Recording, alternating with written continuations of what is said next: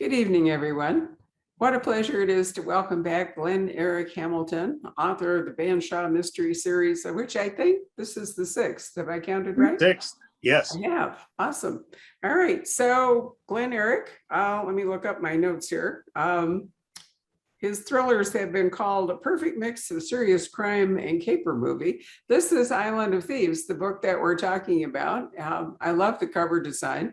And we're showing you this because, as it happens, not one of us has a copy of the book in hand, but it's a beautiful cover, and it certainly reflects the setting, which Glen can talk to us about with Deborah Crombie, who's been kind enough to join us, of the islands and so forth, or the enclaves of the rich, as I understand it, where this book takes place. Van has recently moved back to his native Seattle after years of exile in places we won't name, and seems very happy with it. Deborah Crombie is joining us from Texas, and I just asked her for an update on her work, and well, you can give us one so as we move along. Anyway, thank you all for joining us, and Deborah, I'm going to turn this over to you. Well, I appreciate Glen asking me to sit in on this tonight, and I had a chance to read the book, which I just enjoyed enormously. It is a roller coaster of a book. Well, thank you. I gave a shout out. We did one of our regular What We're Reading post on the Jungle Red blog today, and I gave a shout out to Island of Thieves, and one of our regular commenters said, "That's the book that kept me up all night." That's great. Well, that is like the best praise, isn't it? Thank you. That's the best compliment. Yeah, isn't that the best compliment you can get as somebody losing sleep over one of your books? That's Yeah, I lost sleep over it too. I have to admit, it was like maybe 2 a.m. So, but you get to that point in this book and you have to finish it. You just have to. It's just great suspense. And I was just thinking when we were looking at the cover, what fun this would be to adapt this for movies or some kind of visual. He's such a great character. For those of us who aren't familiar with the series, could you just give us a little background about Banshaw? Sure. He was brought up by his grandfather to be a professional thief.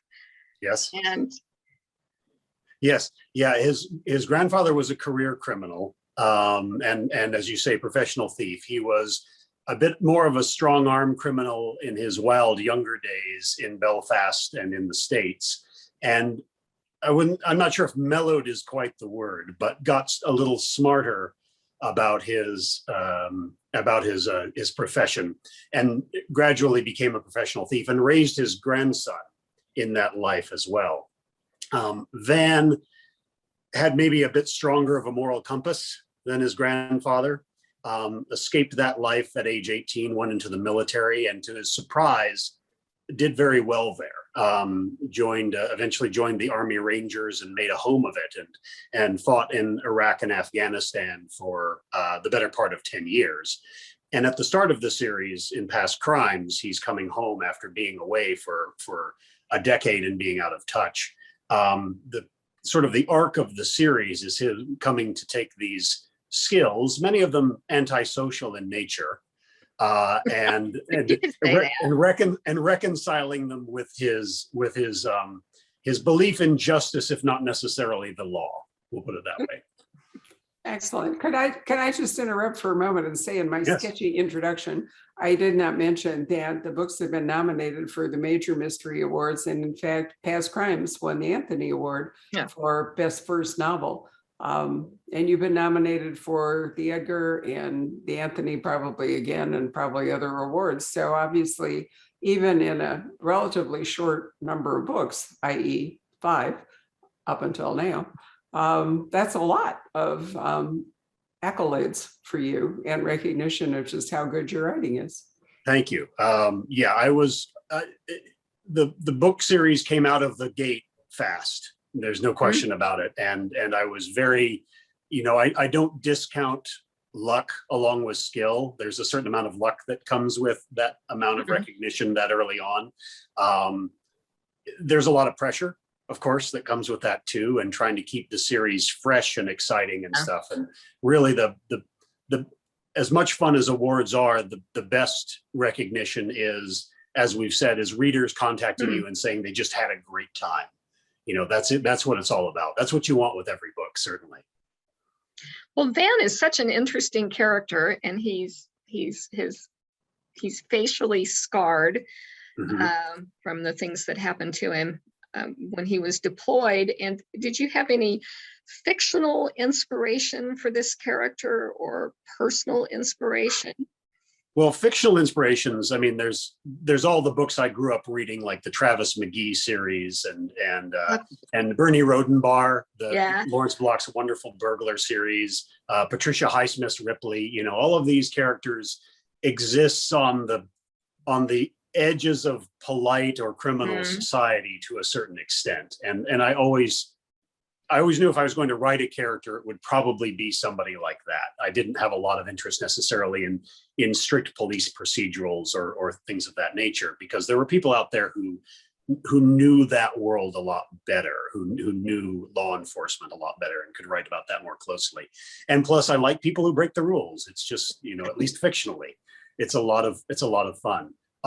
But I wanted Van to have both emotional scars and some physical ones along the way. Also, it formed an interesting challenge. He's very distinctive looking. You know, the left side of in his first deployment as a ranger, the left side of his face was torn up pretty badly. And he got the best plastic surgery available, but it's still very noticeable. And so, you know, it's not like he can slap on a fake mustache and fade into the crowd. Right. He has to, if he's going in disguise, it has to be pretty elaborate, or he has to be very careful about where he shows his face. And I thought that was an interesting challenge for a guy who likes to be unnoticed a lot of the time. Yeah. I thought about that a lot when I was reading this book, is how he would manage to pass unnoticed in the things that he has to do in order to get him through the progress of this story. Yeah. This is going to be interesting to talk about, because we don't want to give spoilers. No, we can mention that it's perhaps optimistically it's set in July of this year. So I had to make some guesses about where we would be in COVID and masks and everything else, and he uses that to a certain extent, as the fact that, you know, everybody's masked or a lot of people were still masked in the book. So him walking around with his face covered is a lot easier than it normally is. Also, it's a nice July in the book. Yes. It's nice. I was going to ask you how you were doing in Seattle. Is it still roasting? It's not still roasting. It's warm. We just moved from Seattle in mid-June. And we moved just in time for the heat dome to just settle in. And suddenly there are record-breaking heat temperatures. Yeah. You know, we thought we'd escaped the San Fernando Valley just in time before the summer heat hit. And no, we came up here and it was worse than ever for a while. So worse than Phoenix, as it all turned out, to my absolute amazement. Listen, before we get any further, I totally blew it. I forgot to mention the reason none of us have a copy of the book to show you is that the books are in transit that we sent to Glenn to sign from Seattle to Phoenix. So our signed books should be in probably by Friday. And Patrick can put a link to purchase the book in the comments field, which he normally does, and which in his more thorough introduction. Thank you, Patrick, for fantastic thorough introductions to these conversations. He always says that, but I tore right into the substance of this and blew it as a bookseller. So my apologies. Anyway, sorry, Deb, carry on. Well, we can say that good part of the book is set in the San Juan Islands. Yes. Did you have any connection with the San Juans? Well, quite a bit. I grew up aboard a sailboat in Seattle area. And so generally speaking, for a good part of each summer and often on winter holidays from school and spring break, we would take the boat, as you do, and go sailing. And so on the longer ones, we would go up to the San Juans, we would go up along the coast of Vancouver Island up to Desolation Sound and so forth. And I got to play on the islands a lot as a boy, and really enjoyed it. And so that part of the country is very close to my heart, and it's also interesting because it's isolated. You know, they're not that close to Seattle. In a powerboat, you can get there in a couple of hours. If you're really hauling, I should say, a speedboat, you can get there in a couple of hours. And so, but as with a lot of the islands, some of them are not populated. So a few are privately owned, which was what sparked my interest in creating a fictional one. I put it fairly close to the Canadian border near Waldron Island, called it Briar Bay. And there are privately held islands there. Nothing built to quite the extent that Briar Bay is in this one, but it's not a huge leap to imagine some very wealthy person might not make one of those islands their private enclave. And so I liked that notion a lot. Well, I liked even a fictional visit. I had family that for quite a few years lived on Bainbridge Island. Yes. Yeah. Yes, just off Seattle here. Yeah. So it was nice to have a little visit. So can you give us a little synopsis that doesn't give too much away? Sure. So in Island of Thieves opens with Van doing something that he does a lot, which is breaking into a place. But for once, he's not going to get in trouble for doing it because he's actually been hired by a company to do penetration testing of their security, and see how, see whether or not things match up. What he doesn't realize is that this is a test for a larger job, and he passes with flying colors. And the head of the company, who is the business magnate who has built up Briar Bay into his flagship sort of showpiece of his company, he has intentions of making it kind of a Camp David West for political mucky mucks and CEOs and the like.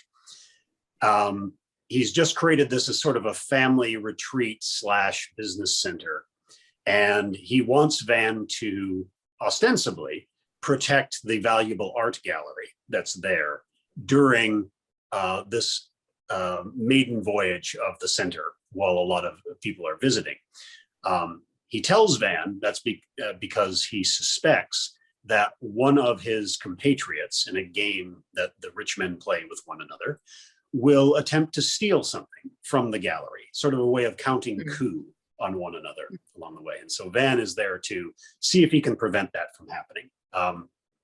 While he has his doubts about it, Van accepts the job. And this being a thriller, things don't quite go to plan, nor is Van being told the entire story.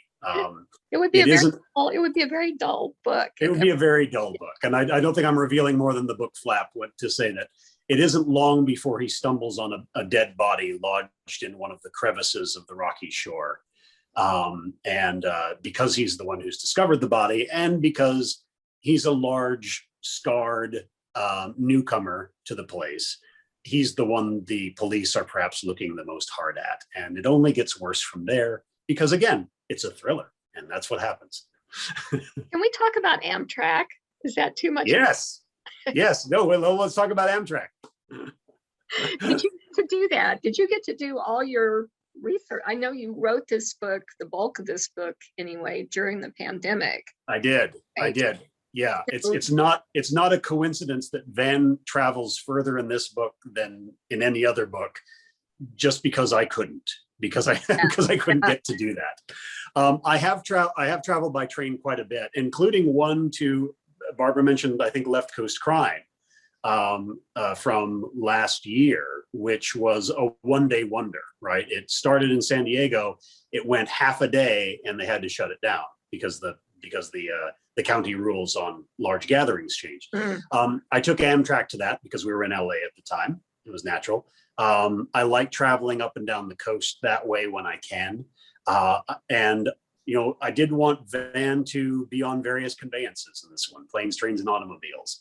And so I wanted to have at least part of it on train because it offers a chance for conversation. It offers a chance for getting trapped aboard a train. And I thought it would be a lot of fun. So I couldn't take that trip myself. Fortunately, through the magic of YouTube and many people who really like trains, there are a lot of videos about the sleeper cars in question. And I was able to watch a lot of those. And my hope is that the family actually gets to use one of those before very long here. Mm-hmm. So where does the train run? If we're in the San Juan Islands, I'm sensing a sort of a discrepancy here. We're in the San Juan Islands, minor spoiler. We're in the San Juan Islands for about the first act of the book. And then we're back again later on. A lot of the rest of the book is Van running like a rabbit from literally cross country. So I have done I've done Dallas to LA to Seattle, and then I've done Dallas, Chicago and back, but I haven't made Van's so there was some vicarious pleasure there. Yes. He's on the Denver route coming west at that point. So the trip is a little foreshortened. My hope is the infrastructure bill is going to do something about restoring railroads. I mean, the Amtrak comes through Arizona on its way to California, but only in Flagstaff, and then you have to take a bus down to Phoenix, where we have a perfectly good old train station. And it's really frustrating. I've never quite understood why we let the railroads go to the degree that we did when we fell in love with the car and with interstate highways.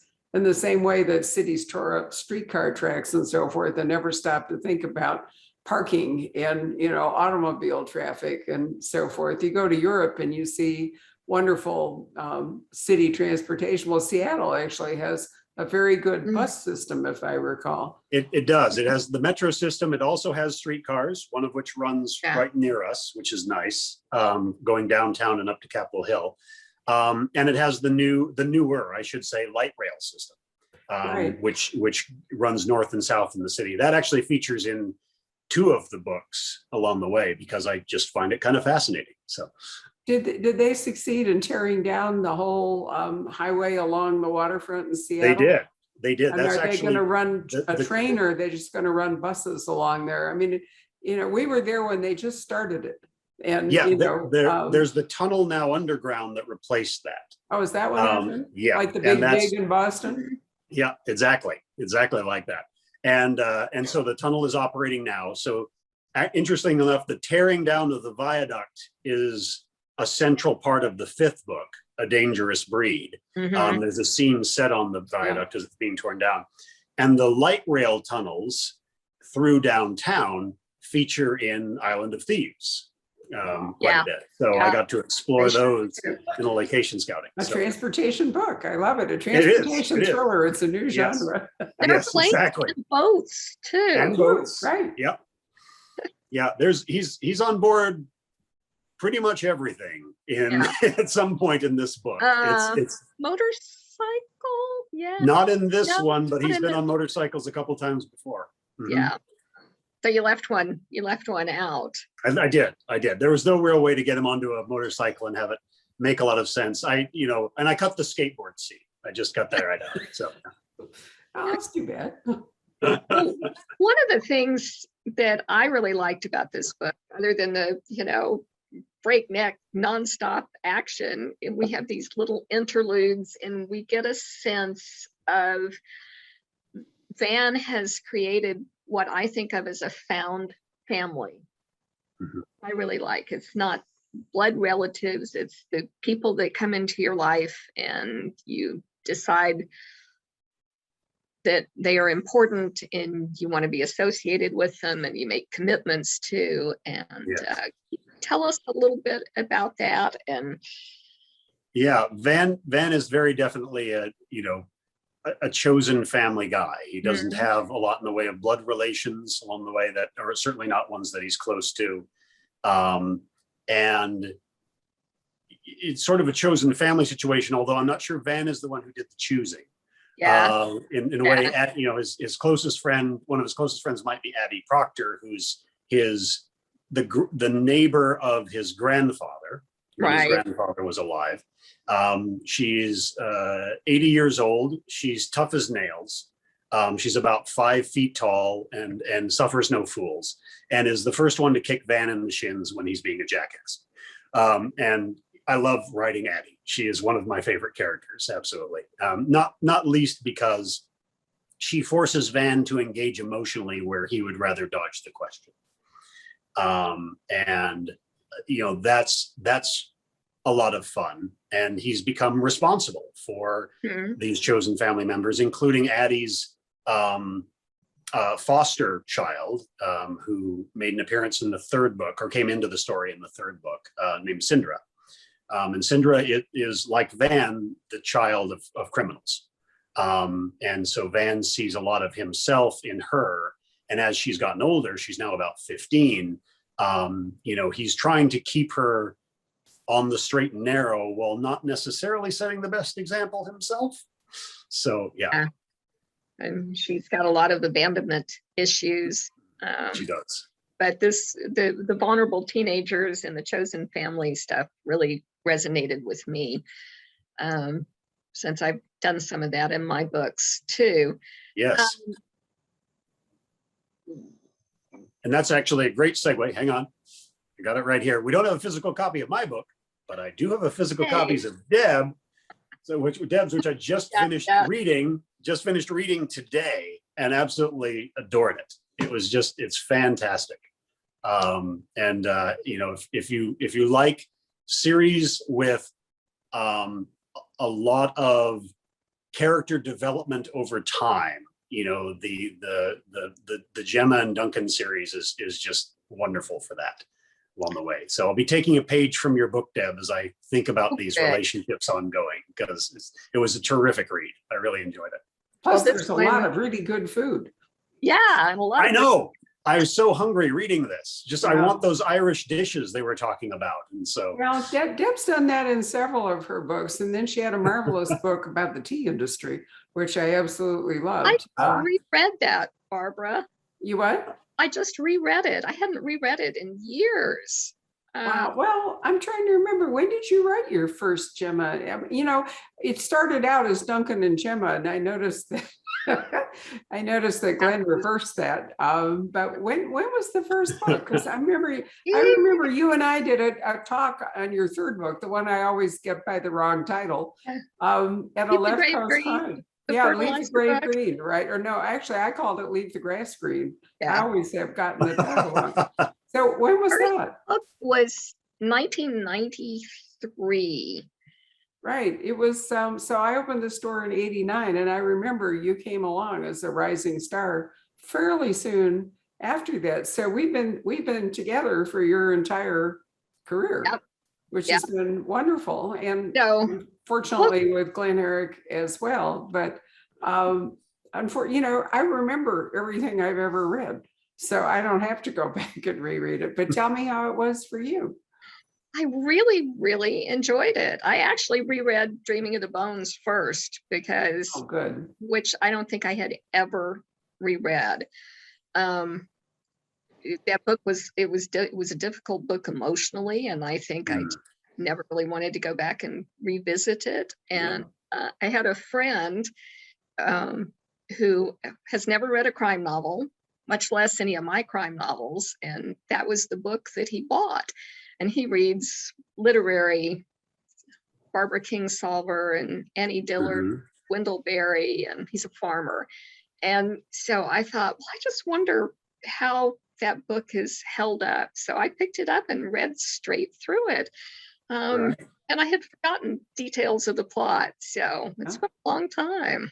Well, you broke a lot of structural, what is the word, conventions when you wrote that book, Dreaming of the Bones, because the first body doesn't swan up until 150 pages into the book. And you see, I do remember it. And it was a marvelous reading experience.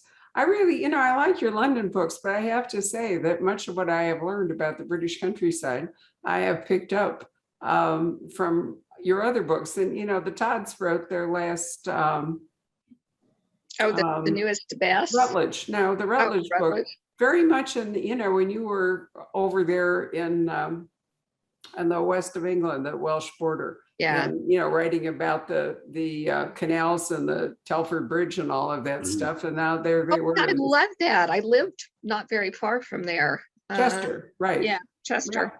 But, it was interesting because it was reading the Rutledge book, the name of which I'm sorry, I can't remember at the moment, but Patrick will save me by looking it up in a minute. Very much, I felt like I was revisiting your book, the name of which I also can't remember. I don't remember titles. I just remember books. Water Like a Stone. Water Like a Stone. It was really interesting to read that same countryside and the same distinctive water features and so forth is written by you, and then written by Carolyn and Charles, knowing also that both of you had actually been there. The narrowboats were lovely. It was nice to see the narrowboats from Rutledge's viewpoint. I'd like to It really get that. was. Yeah, and I pointed out to him that clearly nobody had thought of putting a railing up. That's a critical time. I mean, it was like dancing across a high wire, and all they had to do was actually build a little parapet across the side, which would have created or solved a great many problems. Anyway, we digress. But I'm glad that you brought up Deborah's books, because I'm such a fan, and it's wonderful to get to talk to her about them. Deb, I need to ask a key question, because I'm about to embark. Do you have a series Bible for your series? Oh, I should. I don't. I am better at keeping track of things now because I write in Scrivener, and it gives me a nice, easy place to put down these character details. But okay. I'm awful. I realized between Dreaming of the Bones and Kiss to Sag Goodbye that Duncan's sister's name changes, which I knew actually, but it's like, time is flexible in my books. It kind of floats out there, and that's an interesting thing. Now you have placed this book post-pandemic. Yes, barely post-pandemic. Yeah. Thinking about how to handle time in a long-running series, especially if you don't write faster than I do, which fortunately you do. Well, I don't know. I skipped 1 year. I've been averaging a book a year, but I did miss 1 year in there for a variety of reasons. But the time frame of especially the first 5 books all happened within the space of about 2 years. If you were clever enough to read them all and then count when things happen. So even though this book is 2021, and then if you're looking at past crimes, got out of the military in 2015, really it's only been about 2.5 years in book time. Yeah, so it's that flexible time that we all deal with as authors. I did not want to have Van age in real time because I didn't want to. It was too. The first couple of years out of the military were just too rich for it to explore. I didn't want to skip over that. Yeah. Well, and the other problem is the Rebus issue, right? Where you age your character Rebus and Bosch, and and then you got to write them out, retire them, bring them back. Michael Connolly has said that's the one thing he would change if he had to do it over again, is he would not have aged Bosch in real time. He didn't realize he'd be writing Harry for this. It really is hard on the author and on readers. Hilariously, we did back-to-back books with dogs in July, David Rosenfeld and his wonderful series, and then Spencer Quinn. And I pointed out to both of them that the dog's life is a lot shorter than the human life, and therefore they should really be advancing like month to month almost. Yeah. Well, I'm slowing down. I'm slowing down the space between books because of the kids and the dogs and the cats too, but particularly because I don't want to age my kids out of the series any faster than I have to. Yeah, I think if I killed off the Stanley, the dog in the series, there would be letters and maybe torches and pitchforks. So yeah. But I think readers are pretty forgiving of this stuff. I do too. You know, I have people that come into the series with, and then, you know, go back and start from the beginning, and they, at least not to me, have said, oh my gosh, you know, their cell phones have antennas. Or in the very first book, I think it was attached to Duncan's car. You know, they still had pagers. And I have fixed a couple of the books in a specific time frame, which I now wish that I hadn't done. Yeah, the tearing down of the viaduct in Seattle fixes it at a particular time, but it was just too good not to use. It's just too dramatic a landscape to have a 2-level, 5-story high freeway in downtown be half rubble. You know, how can you not set a huge scene? Yeah. It's too much fun. Yeah. So did you debate about how to handle the pandemic? I did. Originally, when I started writing the manuscript, I was going to ignore it completely. And then I hit a stopping point. It was really strange. I don't really get writer's block in that way, but I realized there was something wrong in what I was engaging with the book. And I realized, and this was at the very start, this was like February of 2020.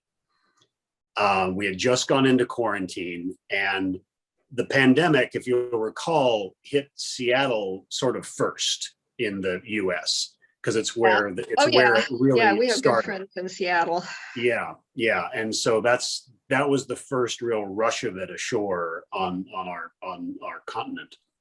And so Seattle, Vancouver. And so it seemed disingenuous to ignore what was going to happen with Van. And I found myself wondering, well, what's he doing during quarantine? What's going on? Right. And I ended up writing it as a short story called Essential Business, which was included in the paperback of A Dangerous Breed as a freebie for readers, which is Van really about 3 weeks into quarantine. And Essential Business is about him going a little nuts and sort of taking an excuse to run down some stolen ventilators and protective equipment. For no other reason than to get out of the house. And so, you know, the short story was like my way of answering to myself, what's Van doing right now? And I wrote it in third person as an exercise. And that sort of unlocked the gate for me. And then I realized, okay, number one, the 6th book has to be in third person, so I can break away from Van's point of view for the first time. All the other books have been first person. That's right. I didn't even think about that. Yeah, and then I could do more of a standard thriller structure of setting up stuff that the reader knows about, but the hero doesn't, and it's the of when's he going to run into this? And it's great pacing. Yeah. Yeah, thank you. Thank you. Yeah, it allows you to do different things with pacing too, and I really enjoyed it. And so the book I'm working on now is third person as well, for that same reason. I will go back to first person, but I might pull a Lee Child and alternate a little bit because it is fun. You get to flex different muscles and try different things, and it lacks some immediacy of first person, but not that much. And structurally, I love to play with structure. So I'm very interested in reading the one you mentioned where the body doesn't show up until like page 150, because I like reading books that take what the expected structure and mess with them. So it's called Dreaming of the Bones, and the Dreaming of the Rutledge Bones book, the Rutledge book that I couldn't remember the title of, that is like Deborah's book in Chester is called A Fatal Lie.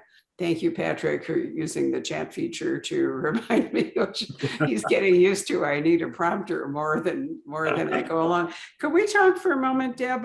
There was a very good article in The Big Thrill about Glen, and I was especially interested in a quote from you that says, I hope I can read this on my phone, which I've been fiddling with. I've been fascinated by the private enclaves created by the extremely wealthy, especially when those estates serve as both a display of their status and as a place of business. Everything in the book has a basis in a real place, even though you made up the island. But do you want to embroider a little bit on the whole private enclave thing? Sure, sure. I mean, we live in a society now where the personal lives of even the very wealthy are under far greater examination than they ever were, right? Between pop culture reporting and business reporting, they've kind of meshed. And we find the ultra rich pretty fascinating, right? Look at Succession, look at everything else. We're kind of curious about how they live. And there's a lot more reporting on them than they used to be. And I liked the notion of a business magnate who sort of embraces that and makes his showpiece business center also something of a private home, right? And he's made it, again, not to spoil anything, but it is a showpiece. It's meant to impress, right? It's designed to catch your eye, and it's designed to, to have articles written about it and people touring it, or at least the invited people touring it, journalists and whatnot, and it's so I was sort of fascinated by the idea of it's a home, but the home is sort of a public home because it's intended to show off his influence and his power, right? And not coincidentally, we explore how other family members maybe feel and his business associates feel about this thing that he's created. They seem to go two ways. Either they're somewhere in the middle of Beverly Hills where, tour buses can go by and everybody can admire them, or they're extremely isolated, which also leads you to a whole lot of questions about environmental impact. And there's a wonderful new book out by Nicholas Butler called Godspeed that we talked to him last week about a home like that being built outside of Jackson, Wyoming, in a relatively inaccessible place. But what effect does that have on the environment, on the wildlife, the whole bit? And so it seems to me that these enclaves of the rich tend to run one way or the other. They're either in a place where everybody can go and see them, even if from a distance, or they go off into a place that's not really that sustainable, possibly endangered by fire, requires all kinds of systems to support it, requires generators and solar and, the whole 9 yards. So I think it's a very complicated question about, and it's very British, Deb, because, you think about the great country houses, there's hardly any difference if you really go back to it. Many of which were built in, many of them are now endangered by climate change because they're built like on the edges of cliffs or, right on the ocean or, places that are not any longer as sustainable as when they were first built. Well, and London, I just read something yesterday, I think, about Brian May talking about his Kensington basement flooding.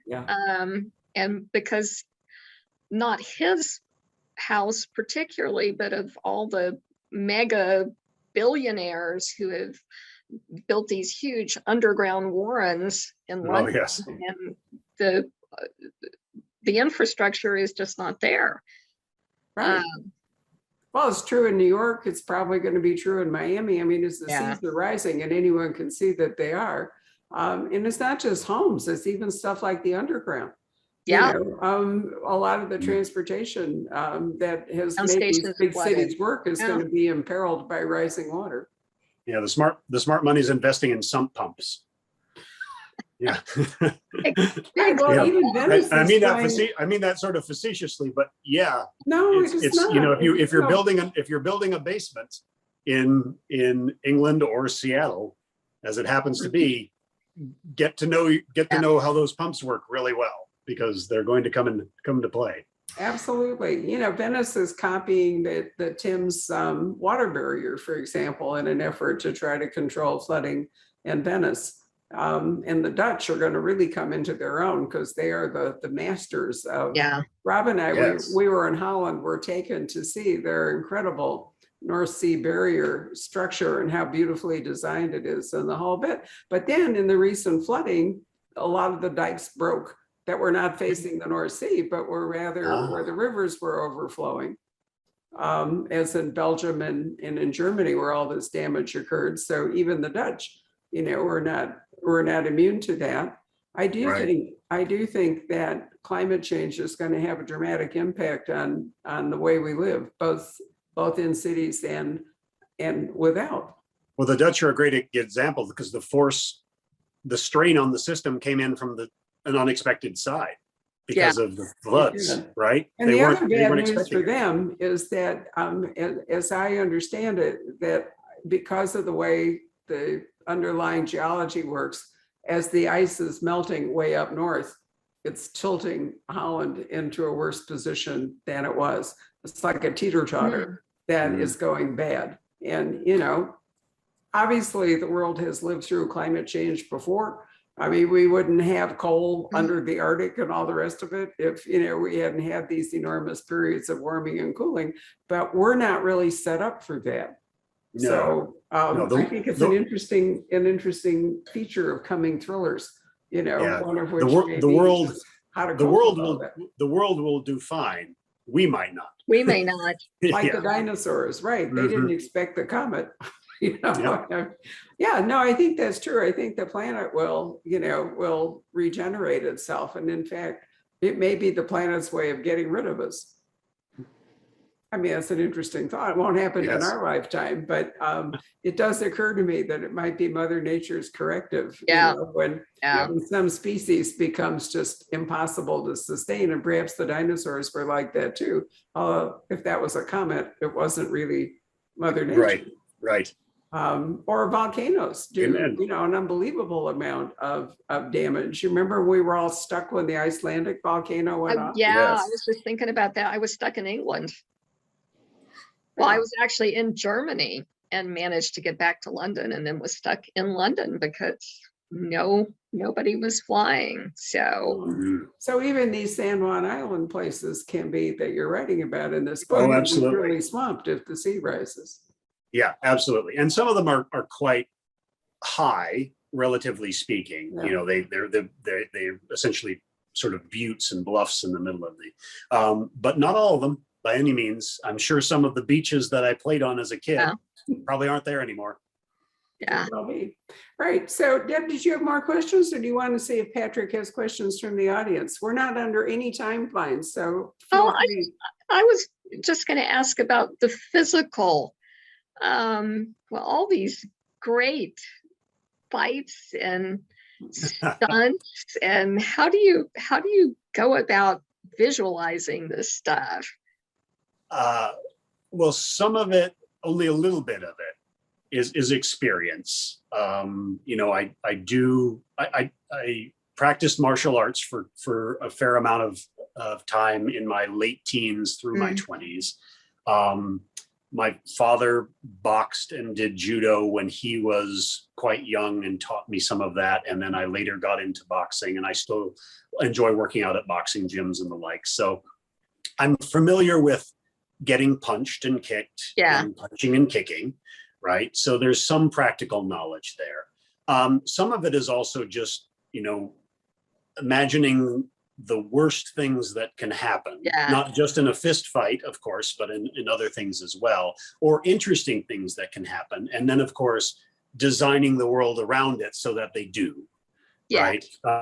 There's, again, not much of a spoiler, but there is a short car chase near the middle of the book that I thought, what if it was off the streets and in somewhere else, like a cemetery? For example, right? And I thought, okay, that's kind of interesting. Let's play with that a little bit. And so, we get to invent our worlds, Deb, as you know, and so we can create whatever circumstances make it more harrowing along the way. There's a fist fight, and then there's a fist fight on the edge of a cliff, right? Suddenly it's a lot more interesting and harrowing for our protagonist, and that's a lot of imagining it. I try to keep things to an appropriate level of heightened reality, I think, as we all do when we're writing mysteries and thrillers, right? Things aren't real, but they play by the rules that we set, and almost every movie does that in terms of dialogue, in terms of action, whatever happens. The movie sets a tone, and then if it's smart, tries to keep within that tone to a certain extent, so the audience doesn't just throw up their hands and go, "Eh." Well, and Van's no superhero. If he gets punched and kicked, he hurts. He hurts. You know, Yeah, and that really pulls you into the book in a visceral way. Yeah, I didn't want to make the sort of hero who, and these heroes can be fun to read, but I didn't have a lot of interest in writing a hero who gets punched and then 2 chapters later he's forgotten about it. It's like, no, getting punched hurts a lot. And you're going to feel it for some days and you're going to wonder, am I going to lose that tooth? Yeah. You know, yeah. And so that was more interesting to see him battered and still going, still making himself. You know, Van gets knocked down a lot, but he is also the kind who will get up one more time than the other guy. Well, it's such a great combination of character development and fast-paced action. Thank you. Well, as you know, it doesn't do any good to have a paper character in danger because nobody cares. Right? We've all read. I wrote an article recently about writing the action thriller for Strand magazine, and the first rule is that we've all watched movies where character A runs to point B to get object C, and nobody gives a darn because we don't care about who they are and we don't care about what they're doing, even if what they're doing is supposedly saving the world. There's no stakes. It doesn't feel like there's any stakes because we don't know the character. So you got to understand why you should care first. And, I think turning it back to your books a bit, we care a lot for Gemma and Duncan and Melody and these other characters and their travails both in solving the crimes, but also romantically and with their families and so forth. And it gives it things, if you'll pardon the clumsy tie-in to your recipes, a lot more flavor, a lot more spice when we want to know how Van will survive the fight. We're also wondering how he's going to repair things with Syndra because he's messed up that too. So do we have questions, Patrick? Let me ask you one before Patrick pops in. You've already told us, Glenn, that you're working on a new book, which I'm assuming is another Van Shaw, although I didn't. It is not. It is not. Aha! No. Assumptions are always a mistake. All right. What is your new book? I'm taking a crack at, with the move back to Seattle, I'm taking a crack at a standalone. I wanted to write, without giving away much, I wanted to write kind of a tight, mean, small cast of character thriller. And I got an idea for that excited me. And so I'm researching that and writing it, drafting the chapters now.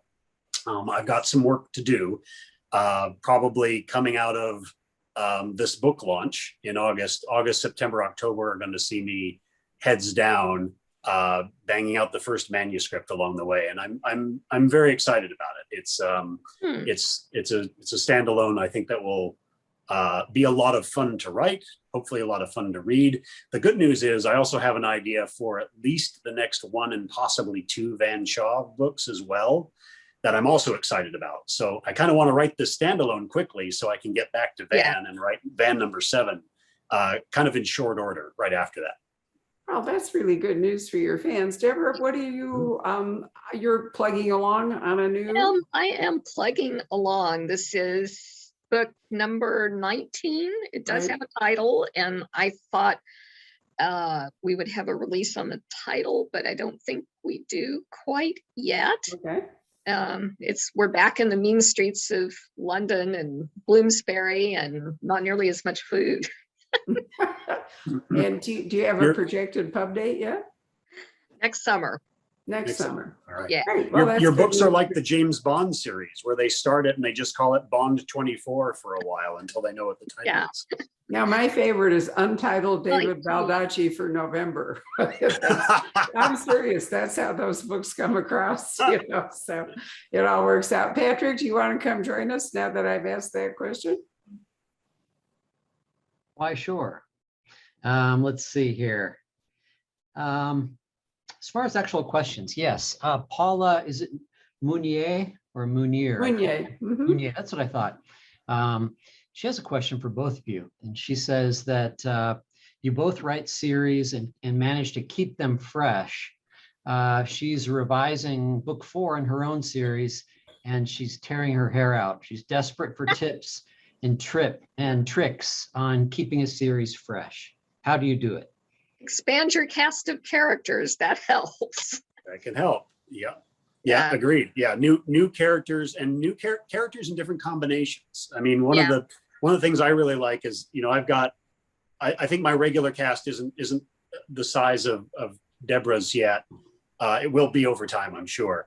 But I do have a regular cast of characters, and I'm just like, well, what if Willard met Addie? And Willard is a character in previous books who's this enormous man who was an associate of Van's grandfather. I'm like, what would their reactions be to each other? That's always fun too. But of course, the key is you gotta keep the characters changing. You gotta keep them emotionally resonant. You gotta put them through tough times personally and as well as in the mystery, and have them. We want to see people at their lowest points or at their toughest points along the way, and you keep it fresh by having the character go through new experiences. And while you might not be aging in real time, like we were talking about, you can age them enough that suddenly they've got a new wrinkle in their life that they didn't expect. How much backstory do you have to put in to orient, potentially new readers that have never read the books before? Oh, that's tough. Yes, it is. Really tough. I mean, that's one of the things that always slows me down so terribly at the beginning of a book, is trying to put that in, to feed it in drip by drip, so that new readers have some idea what's going on, and previous series readers don't just fall over from boredom. So it's just a delicate thing. Mm-hmm. Yeah. I think I have it a little easier than Deb, I think, in that I have one central character. And all you really need to know about Van starting a book is he was raised by a criminal. He's very good at stealing because of that, and because of his own knack for it. He's a bit of a genius at it. And he was in the military. And that gave him a different set of skills and a different set of disciplines that maybe made him a better thief. That's pretty much it.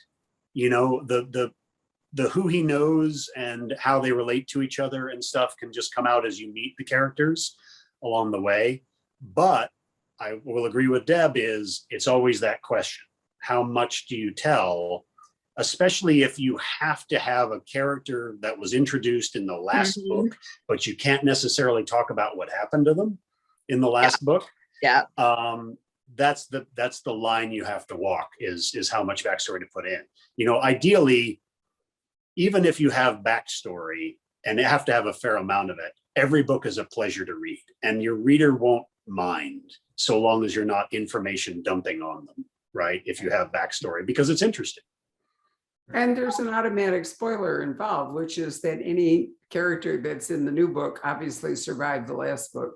Yes. Which is why every once in a while there is a series where you really do have to read the first book, or you will never get the right reading experience. Elizabeth Peters' Crocodile on the Sandbank is a classic of that, because a surviving character is the main suspect all the way through the first book. And so if you start anywhere else, you're just blowing the entire first book for yourself. So we've been known to snatch copies of later books away from unwary customers in the store and say, no, you have to read it here. I mean, it's not very often true, but sometimes it really is, that just seeing the character still alive is a spoiler. Well, and in my books, the kids. Yeah. Right. Yeah, no, absolutely. Because you know that Kit and Charlotte came into their family, and that things happened that contributed or caused this, but you can't say, you can't reveal that. Yeah. No, Well- you can't. But, since we go all the way back to the beginning of time together, Deb, you didn't start out to have Gemma and Kincaid have a personal relationship. They were colleagues. Mhm. So that kind of snuck up on you. And as a result, it's very different to read the very first books, when they're just working a case together, and then gradually we see what happens. There's a dog nose. Oh, hello, there's a canine in the room. Love it. That's him. Patrick, anything else? Yeah, I wanted to ask Glenn. I know that there have been any number of series that feature, I think of gentlemen burglars and thieves in various different capacities, and they have a very specialized set of skills, which are always interesting to read about. And I remember Joe Gores, had when he came to the store with his lock picking kit. Mhm. And it's always interesting as a reader to have an entree into that, very specialized secret world. Were there any writers that inspired you when you took this on? Yeah, well, I mentioned, of course, the Bernie Rodenbar series, which Right. is of course more humorous in nature, but of course, Bernie is an absolute genius with locks. Van shares a little bit of that, although I don't know that he's quite as brilliant as Bernie. Although Van, being a character of the modern era, knows things like security systems and computer systems and satellites and modern day security and how that works, which is something Lawrence Block, I think, is wisely kept out of the burglary books. I don't think they'd be quite in keeping there. Hard to keep up with that. Yeah, but certainly there's a lot of gentleman thief and lady thief characters that are inspiring. Some of them from film. I'm a big fan of To Catch a Thief. Mhm. There's the John Roby character in that. Cary Grant at his best, right? Yes, it's one of my favorites. It's lighthearted Hitchcock, but boy, it might be fluff, but it's gold fluff. It's really it's one of my favorites. And the sort of the harder edged criminals of things like Friends of Eddie Coyle, and certainly one of the main inspirations was Donald E. Westlake writing as Richard Stark, the Parker books. Some of Van's character generated out of, what if Parker had a kid? And then that sort of became, well, I didn't want them necessarily to be, I want them to be more of a remove. So the Parker character, Dono, became Van's grandfather instead. But certainly Dono was a harder edged, meaner criminal, at least at the start, than Van is. Van, by dint of military experience and just circumstance, has in some ways become a lot tougher than his grandfather. But he's also more moral than his grandfather is as well. That's a really good point. I think we can't overlook Thomas Perry. Many of his novels are wonderful papers. He's great at it. And Christopher Reich has written some very good books that are also, and you go back to a classic like Topkapi, for example. I can't possibly remember the author, but it was a book before it was Peter Ustinov's movie. Yeah. I'm a big fan of Thomas Perry's The Burglar. I enjoyed that book a lot. Yeah, also about a modern day burglar. Yeah, no, he's great. And of course, it's always wonderful to have a character who's in opposition to the law, who then stumbles across a body or something and then has to figure out, while breaking the law, how does he alert the law, which was always the case with Bernie, I mean, criminals who get mixed up with much worse criminals is always interesting. Yeah. And the whole notion of honor among thieves. Right. Yes. Played out. Yeah. Mia has a question. She says, does Van have any prejudices against the wealthy from his upbringing that come up during the book? Good question. Yes, he does. Yeah. Van is, and actually, I talked about Addie kicking him in the shins a little bit, and this is one of the subjects that comes up in the book, is Van's a little overly class conscious. He has a bit of a chip on his shoulder when he comes to the rich, and he'll tend to needle them just to prove he's not impressed by them. Some of it is because he was brought up thinking of the rich as targets. They're marks to be stolen from, right? Then as he grew older, things got, a little more nuanced, and he realized that, well, not all of these people made their money legitimately. Some of them are at least as big of a crooks and more successful crooks than he and his grandfather were ever be. Yet some of them made it perfectly legitimately and are reasonable people and philanthropists and, and people who are trying to make a difference just as he is in his community. Right. And so he does confront that a little bit in Island of Thieves, a little more directly. He's rubbed shoulders with wealthy people before, not always to his benefit. But in Island of Thieves, he's forced to kind of face that a little bit along the way, and his own leanings towards that. Amy asks, she says, Glenn, what would Dono think of Van's chosen family? Dono, while raising Van, tended to keep people at more of a remove, including his own family history, which, he didn't talk to Van much about Dono's daughter and Van's mother because it was too painful, honestly. And so Van was left without a lot of knowledge of Moira. And so, addressing that. And so while Dono had friends, even close friends like Hollis Brandt, who's a main character who's now a close friend of Van's as well, there was always certainly more of the lone wolf about Dono than there was about Van. And Van realizing perhaps that he doesn't want to be that is sort of part of his growth as well. Is he probably thought of himself more like Dono and is realizing that, no, he's a family guy who's creating his own family. Let's see, anything else here? Just a comment from Judy, who says, the first book of Deb's that I read was The Sound of Broken Glass. Ooh. Immediately went in search of the previous books. That's kind of nice. That's nice. Deb, you have the best titles. I was looking at your list of titles in the front of the book, and I've only read a couple of them before this. I need to pick up more. And just the titles are fantastic. So when I'm stuck next time, I'm giving you a call. It's a really excellent idea. Well, I wish I could tell you the title of the book in progress, because I think it's a really good title. So we'll look forward to it. Untitled Deborah Crombie, summer 2022. That's the title. Right, exactly. No, it sounds absolutely perfect. This has been a wonderful discussion. I'm so pleased and grateful that the two of you were able to join us this evening. Thank you very much. Invited. Thank you so much. It's a real treat. Now, don't forget Island of Thieves, which we can't show you, is on its way to us in autographed copies. They're actually, most of them reserved, so don't dilly-dally around if you want a copy. And I'm sure we sold out of a Bitter Feast and autographed copies a long time ago, but nonetheless, you can it still reads well, even without the signature. So it really does. And if you've never read Deborah, I can't recommend it.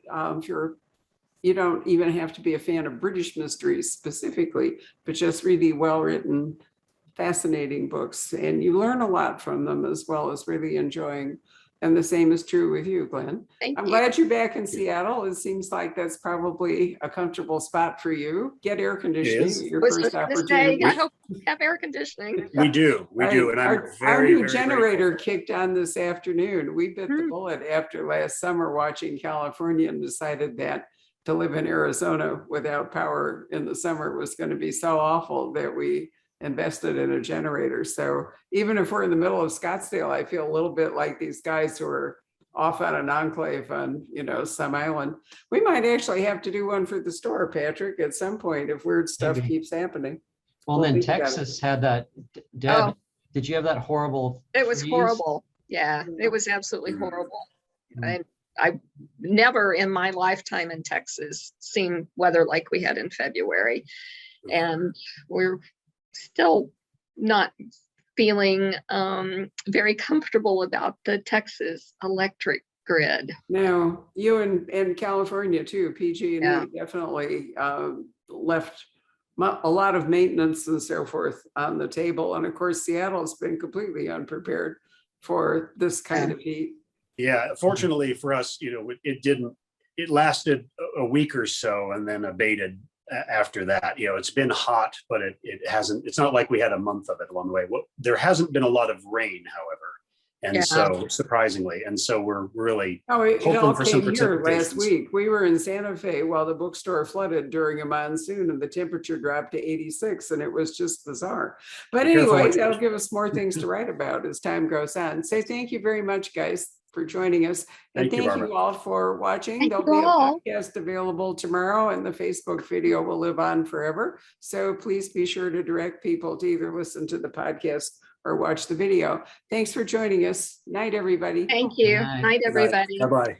Bye.